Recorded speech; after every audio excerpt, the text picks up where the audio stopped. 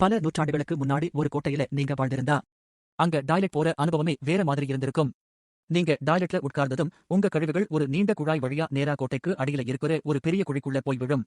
இந்த நாற்றம் கோட்டைக்குள்ள வராம இருக்க டாய்லெட்களை கோட்டையோட ஓரமான இடங்கள்ல அமைச்சிருந்தாங்க. இதை சுத்தம் செய்யறதுக்காகவே காங் ஃபார்மர்ஸ் அப்படின்னு ஒரு தனி டீமே இருந்தாங்க.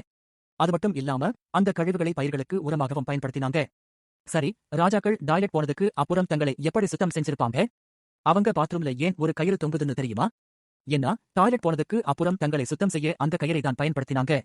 ஆனா இங்கதான் ஒரு பெரிய சிக்கலே இருக்கு. அந்த ஒரே கயிறை தான் அங்க இருக்கிற எல்லாரும் மாத்தி மாத்தி பயன்படுத்துவாங்க. இதனால அவங்களுக்குள்ள பலவிதமான நோய்கள் ரொம்ப வேகமா பரவ ஆரம்பிச்சது. கடைசியில இந்த கயிறு முறை ஒரு பெரிய தோல்வியில முடிஞ்சது.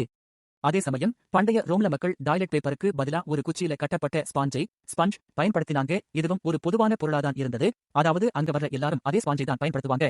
பயன்படுத்தி முடிச்சதுக்கு அப்புறம் அதை உப்பு தண்ணி இல்லனா வினிகர்ல போட்டு அலசிட்டு அடுத்தவங்க பயன்படுத்துறதுக்காக அங்கேயே வச்சுட்டு போயிருவாங்க. என்ன கொடுமை சார் இது?